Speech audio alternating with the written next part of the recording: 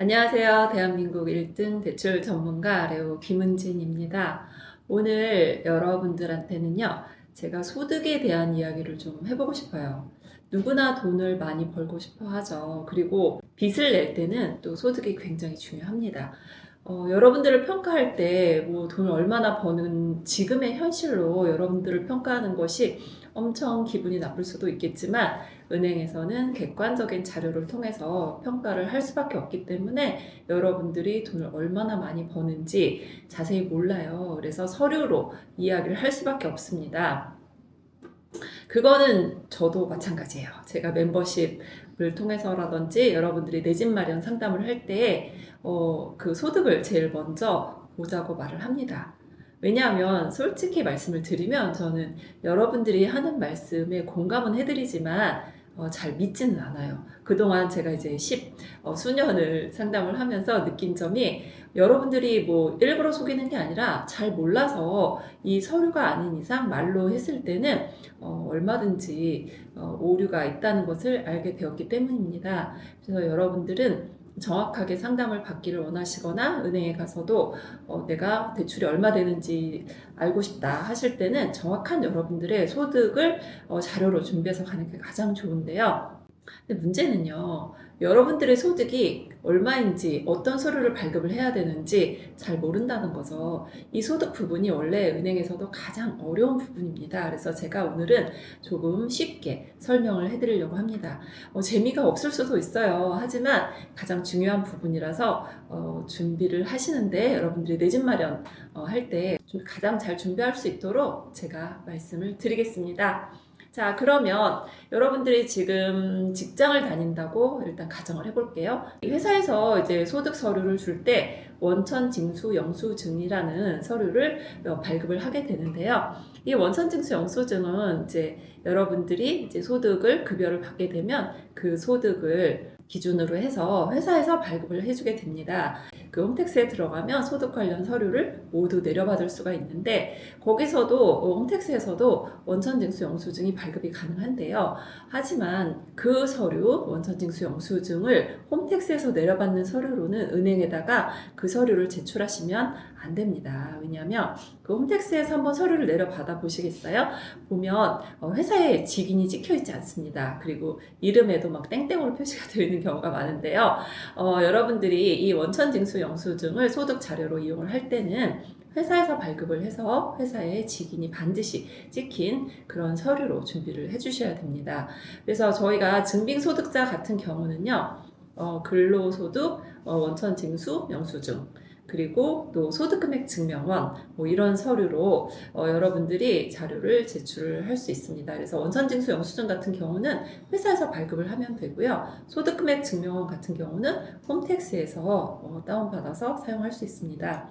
근데 홈택스에서 다운받는 그 소득금액 증명원을 또 잘 읽지 못하시는 분들이 좀 있어요. 왜냐하면 좀 어렵거든요. 제가 화면을 좀 띄워 드릴 텐데 여기 보시면 소득금액 증명원이라고 나오고요. 뭐 발급번호 나오는데 여기서 자 여기 사업소득이라고 되어 있고요. 중간에 그리고 옆에 근로소득이라고 되어 있습니다. 그러면 자 사업소득에서는 수익금액이 지금 5,382만 원으로 나와 있고요. 밑에 소득금액은 1,600 형광펜으로 되어 있는 1,614만 원 뭐 이렇게 나와 있는데 여러분들이 사업자라고 하면 이 사업소득만 나와 있을 거예요. 그래서 이 사업소득을 기반으로 해서 보면 되는데 이 사업소득이 어떤 걸 보는 거예요? 라고 많이 물어보세요. 근데 이 사업소득 같은 경우는요, 위에 수익금액을 보는 게 아니라 밑에 1,600만 원이 여러분들의 사업소득입니다. 이게 왜 이러냐면 사업하시는 분들 같은 경우는 소득신고를 할 때 경비라든지 뭐 여러 가지 인건비라든지 이런 것들이 다 공제가 되기 때문에 사실 여러분들이 벌어들이는 그 수입이 모두 여러분들의 소득이 아닌 거죠. 그렇기 때문에 이 사업소득자들은 밑에 있는 소득 금액을 기준으로 해서 나의 소득이 1,600만 원이구나 라고 생각하시면 되고요. 이제 근로자 같은 경우는 이렇게 근로라고 써 있고요. 그다음에 600만 원의 수익 금액이 있고 밑에 소득 금액이 있는데 근로자들은 이 수익 금액이 여러분들의 월급입니다. 그렇기 때문에 이 600만 원이 여러분들의 급여라고 생각을 하시면 될 것 같습니다. 요즘 엔잡러가 많잖아요. 그래서 사업소득도 있고 근로소득도 있다. 이런 경우는 이렇게 대각선으로 여러분들의 근로소득과 사업소득을 합하시면 됩니다. 근데 여기서 이제 또 하나 어려운 게 있죠. 저는 결혼했고요. 그래서 이제 부부 합산 소득을 가고 싶습니다. 그러면 뭐 부인분의 소득은 또 어떻게 합산이 되나요? 다 똑같습니다. 그래서 부인분도 만약에 이런 식으로 소득이 있다라고 하면 모든 증빙소득은 다 합산이 가능하기 때문에 여러분들이 원하시는 뭐 대출 규모를 더 늘릴 수 있는 그런 이제 상황이 발생을 할 수 있는 거죠. 그래서 원래 소득 부분이 가장 어렵기 때문에 일단 여러분들이 뭐 이걸 일일이 체크하기 어려울 수 있어요. 그래서 저는 오늘은 여러분들이 제출하셔야 되는 서류를 위주로 먼저 말씀을 드리고 싶네요. 그래서 근로자들 같은 경우에 증빙소득자라고 하죠. 그런 분들은 뭐 근로자 아니라 사업소득자도 마찬가지로 증빙소득자입니다. 그래서 그런 분들 같은 경우는 이런 소득금액 증명원이라든지 또 회사에서 발급을 한 원천징수 영수증으로 제출을 하시면 될 것 같습니다. 그러면 이제 이런 분들도 많이 계시죠. 저는 회사에 입사한 지 얼마 안 됐어요. 한 2달 됐는데요. 그럼 저는 소득이 어떻게 됩니까? 라고 말씀을 하시는데요. 자, 입사한 지 얼마 안 되신 분들 같은 경우는요. 근로소득 원천징수부라는 그런 서류를 회사에서 발급이 가능합니다. 그래서 회사의 직인을 반드시 찍어서 월별로 여러분들의 급여가 찍힌 이 원천징수부를 내시면 되고요. 아니면 뭐 저희 회사는 잘 몰라요 하시면 그 회사를 담당하는 세무사에서 갑종 근로소득세를 발급을 해줍니다. 그래서 그 서류로 발급을 해서 그 다닌 기간 있죠. 만약 2달을 다녔다 그러면 그 기간 뭐 3달을 다녔다 뭐 7개월을 다녔다 그러면 모두 합산하시고요. 그리고 뭐 7개월이면 나누기 7하고 다시 곱하기 12를 하시면 그게 바로 여러분들의 소득이 되겠습니다. 그래서 근로소득자분들 같은 경우는 뭐 크게 어렵지 않을 수도 있어요. 그냥 써 있는 대로 해드리면 되거든요. 근데 이제 문제는 프리랜서 분들이죠. 요즘 프리랜서 분들 정말 많으시거든요. 이 프리랜서라는 것은 어떤 분들을 말씀을 드리냐면 그때그때 소득을 받는데 얼마의 세금을 떼냐면 일단 3.3% 회사와의 고용 관계가 아니고요. 독립적 이유로 회사하고 계약을 해서 그때그때 급여를 받는 분들이신데요. 이런 분들 같은 경우는 회사에서 소득의 3.3%를 이제 일단 딱 원천징수 한 다음에 여러분들 통장에 이제 입금을 하게 됩니다. 예를 들어서 3.3% 띄고 뭐 150이 들어왔다 이러면 150이 본인의 급여라고 생각을 하는데 대부분 이제 5월 달에 그 세금 신고를 할 때 또 경비 처리를 하게 됩니다. 그래서 실제로 받는 급여보다 훨씬 적은 금액으로 소득 금액이 잡히기 때문에 꼭 오늘이라도 꼭 확인을 해서 여러분들의 소득 금액이 얼마인지를 확인을 하고 내 집 마련을 준비하시는 게 좋습니다. 그리고 뭐 주부님들 같은 경우 제가 몇 번을 말씀을 드렸죠. 소득이 없다고 해서 대출이 안 되는 것이 아니고요. 인정소득 같은 경우는 국민연금 납부 내역 혹은 지역 세대주가 건강보험을 납부한 내역에 3개월 평균치를 환산을 해서 또 여러분들의 소득으로 잡아주기도 합니다. 아니면 신용카드 사용액으로 해서 또 여러분들의 소득을 잡아주기도 하기 때문에 내가 당장 소득이 없다고 해서 대출이 안 되나 보다 이런 생각은 하지 않아도 됩니다. 하지만 반대로 내가 너무 소득이 없어서 대출이 안 되는 거 아니야? 라고 생각을 하는 것은 좀 나은데요. 그 반대로 내가 지금 프리랜서인데 한 달에 500만 원씩 받는다. 이렇게 해서 본인 연봉이 6천이다. 이렇게 말씀을 하는 분들이 굉장히 많으세요. 근데 그 소득은 인정이 되지 않습니다. 왜냐하면 어차피 세금 신고 5월달에 하게 되면 그 6천이 아니라 대부분 정말 절반 가까운 금액으로 소득 금액이 잡히기 때문에 실제로 여러분들이 본인의 연봉으로 계산을 했다가는 낭패를 볼 수 있다는 거죠. 저희가 대출을 받으려고 하면 그 LTV라고 해서 집값 대비 얼마만큼 대출이 된다. DSR이라고 해서 여러분들의 소득 대비 얼마를 넘어야 이 허들을 넘을 수 있다라는 그 2가지 양쪽에 이렇게 넘어야 되는 산이 있거든요. 그래서 그 DSR이라는 산을 넘기 위해서 준비를 하셔야 되는 서류라고 생각을 하면 될 것 같습니다. 그리고 또 요즘 해외 근로자분들도 굉장히 많으시거든요. 그래서 해외 근로자분들 같은 경우는 아포스티유라는 제도가 있어요. 그래서 아포스티유를 통해서 해외 발급 소득을 인정을 해서 영사관에서 또 확인을 받은 다음에 그 서류로 인정을 하는 경우가 있고요.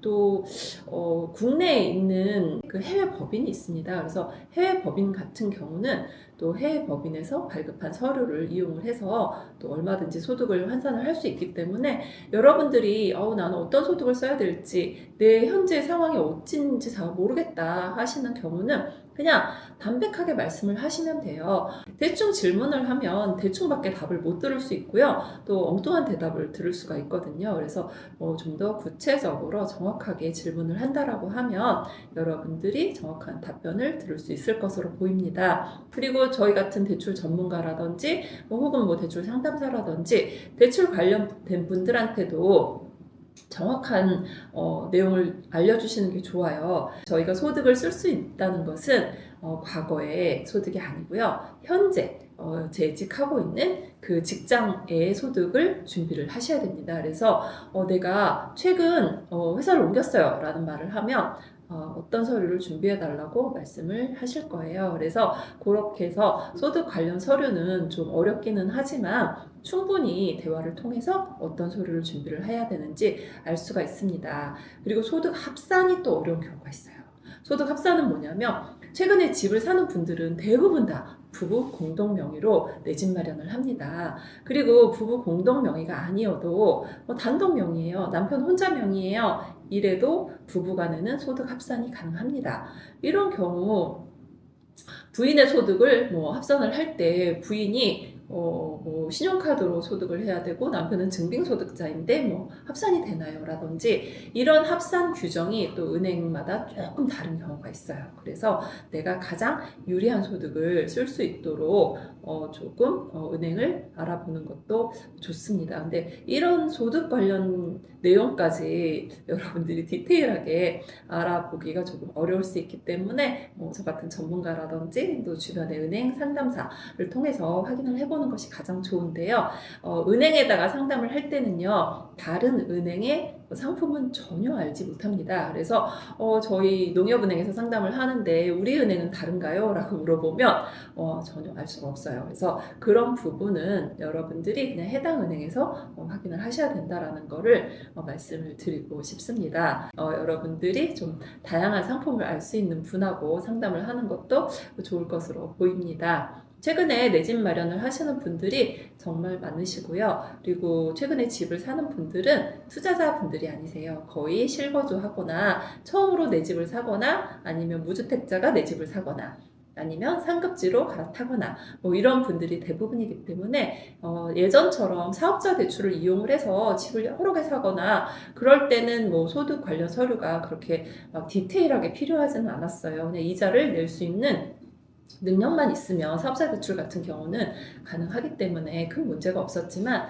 현재는요, 내 집 마련하는 분들은 거의 개인 대출을 받기 때문에 여러분들의 소득이 굉장히 중요합니다.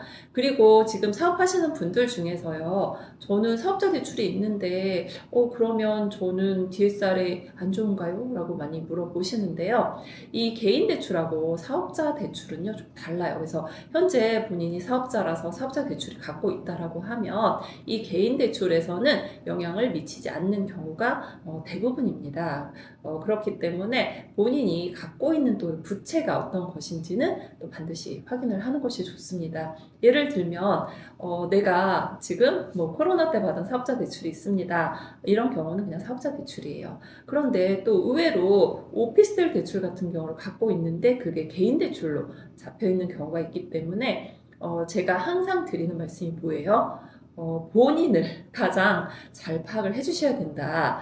그러니까 너 자신을 알아야 된다라는 얘기를 제일 많이 합니다. 내가 내 자신을 먼저 알아야 남한테 저를 이야기할 수 있는 거잖아요. 그래서 일단 내 소득 준비하시고요. 그리고 내 부채가 뭔지 정도는 파악을 해주셔야 됩니다. 저 부채 없어요 라고 말씀하시는 분 굉장히 많은데 나중에 보면 진짜 부채 너무 많은 분들 굉장히 많습니다. 그렇기 때문에 여러분들 제가 오늘 말씀드린 소득자료 있죠. 증빙소득자 같은 경우는 제가 다시 한번 말씀을 드리면 소득금액 증명원 혹은 원천징수 영수증 이직을 했다라고 하면 갑종근로소득세 근로자용 원천징수부를 준비하시고요. 그리고 소득이 없는 분들 같은 경우는 뭐 신용카드 납부 내역, 건강보험 납부 내역, 그리고 국민연금 이런 서류를 준비를 해서 여러분들의 소득을 환산을 할 수 있고요. 그리고 프리랜서 분들 같은 경우도 소득금액 증명원을 준비를 해 주셔야 됩니다. 그리고 부채 같은 경우는요, 여러분들이 모든 부채를 다 아셔야 돼요. 모든 부채. 내 개인 대출은 뭐 당연히 뭐 신용대출이라든지 오피스텔 대출이 있는 경우 개인으로 이런 경우 확인해 주셔야 되고요. 중도금 대출이라든지 이주비 대출이 있는 분들이 있어요. 그래서 이런 경우도 자세하게 설명을 해주시는 것이 좋습니다. 그리고 사업자 대출을 갖고 있는 분들도 본인이 갖고 있는 대출이 사업자 대출인지 아닌지 잘 모르겠다 이런 경우 굉장히 많은데 이런 경우 반드시 은행에다 확인을 해서 본인이 갖고 있는 대출이 사업자 대출인지 개인 대출인지 확인을 하는 것이 좋은데요. 이렇게 생각하시면 좀 좋을 것 같아요. 내가 대출을 할 때 사업자 등록증을 제출을 했다. 그러면 사업자 대출 확률이 굉장히 높고요.